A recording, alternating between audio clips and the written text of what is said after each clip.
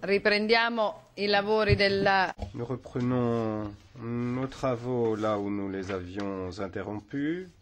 Et nous allons commencer, comme je vous l'avais annoncé, par le point 17, pétition 1441 de 2012, présentée par Didier Mallet, de nationalité française, sur les problèmes liés à une décharge contrôlée à Bois-du-Roi.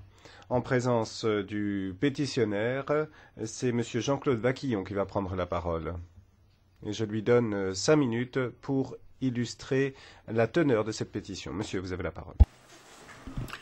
Madame la Présidente, Mesdames, Messieurs, le Bois-du-Roi est un espace naturel remarquable, composé en partie de formations végétales rares, comme des pelouses sur sable, Code Natura 2000 2331. Il abrite des espèces animales protégées, comme Caprimulgus europaeus, l'engoulevent d'Europe, sur les landes sableuses, et Dendrocopos medius, le pic mare, et Dryocopus martius, le pic noir, dans les parties boisées. D'autre part, et surtout, le Bois-du-Roi est un relais essentiel dans la grande liaison biologique qui relie les massifs forestiers du nord du bassin parisien au massif forestier ardennais. Pour ces raisons, ce site a été retenu pour être intégré dans le réseau Natura 2000 sous le nom de forêt picarde, massif forestier des Trois Forêts et Bois-du-Roi, FR 221-2005, au titre de la directive 79/409 CEE. Un projet de décharge, de plateforme de concassage de béton, ainsi qu'un centre de traitement de terres polluées est envisagé au cœur de ce site naturel. Le propriétaire du Bois-du-Roi a obtenu que le périmètre du site Natura 2000 contourne la zone sableuse sur laquelle il envisage de réaliser ce projet. Par conséquent, le site Natura 2000 a une forme de croissant entourant la zone de landes sableuses. Une enquête publique a eu lieu récemment pour permettre la réalisation de 2 routes au travers de ce site Natura 2000 afin d'acheminer vers cet ensemble industriel les 325 000 tonnes par an de déchets de bâtiments à traiter et les 150 000 tonnes destinées à être enfouies.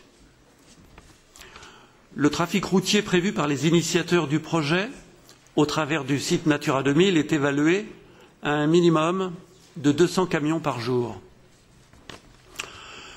Nous considérons que ce projet est incompatible avec la conservation des espèces d'oiseaux pour lesquelles le site Natura 2000 a été créé.